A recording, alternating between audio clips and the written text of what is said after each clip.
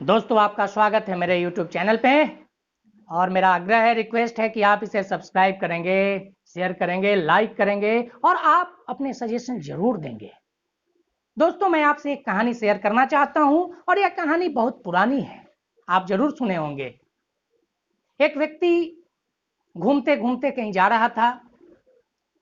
अकस्मात all of a sudden उसे दो पत्थर दिखाई दिए।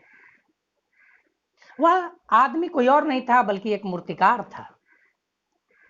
उसने सोचा कि इन दोनों पत्थरों को उठाकर अपने घर लाते हैं और इन पत्थरों को मूर्ति का शक्ल देंगे, मूर्ति इनसे बनाएंगे।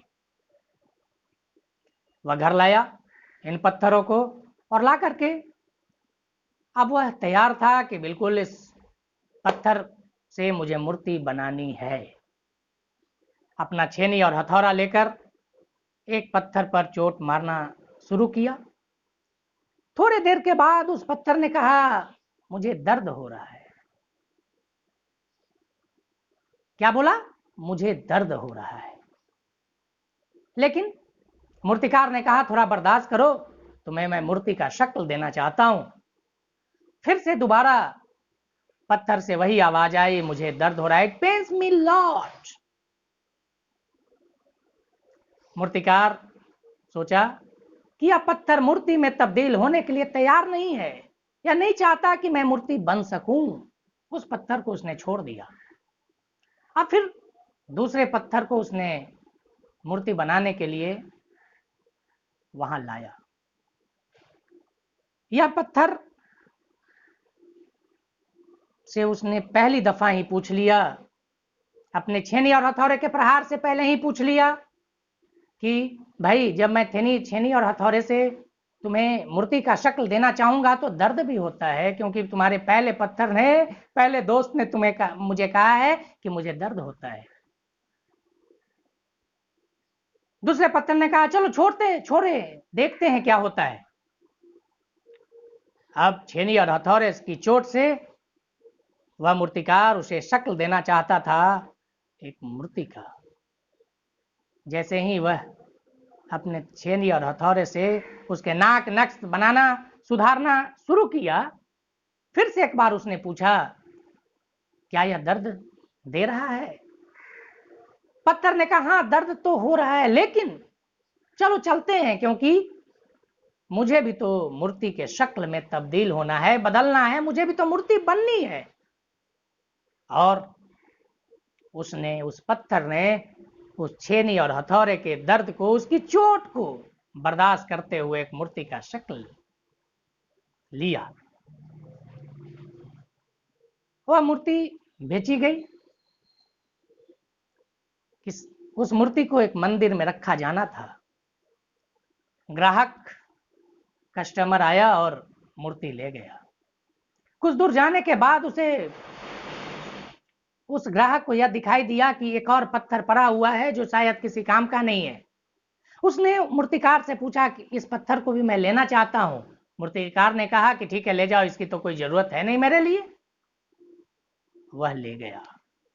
अब वह मूर्ति, वही पत्थर जिसे तराशा गया था, जो मूर्ति का शक्ल ले चुका था, वह मंदिर के भीतर रखा गया। लोग आते थे और पान फूल, मेवा, मिष्ठान, दूध, मलाई और साथ ही साथ प्रणाम भी, नमन भी उस मूर्ति के साथ, उस पत्थर के साथ जो मूर्ति के रूप में तब्दील हो चुका था। और वह पत्थर भी था जिसने दर्द बर्दाश्त नहीं किया था, चोट बर्दाश्त नहीं किया था, वह भी वहीं रखा गया। लेकिन वह मंदिर में नहीं, मंदिर से बाहर लोग आते थे, अपने नारियल को उस पर चोट मार मार कर फोड़ा करते थे और फिर उस नारियल के पानी को ले जा करके बड़े श्रद्धा के साथ उस मंदिर में रखे हुए उस पत्थर से बने हुए उस मूर्ति पर चढ़ाते थे।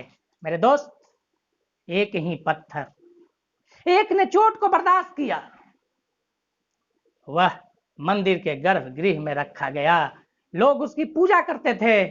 वही पत्थर जिसने शुरुआत में दर्द को बर्दाश्त नहीं किया, वह आज नारियल फोड़े जाने का काम में आ रहा था।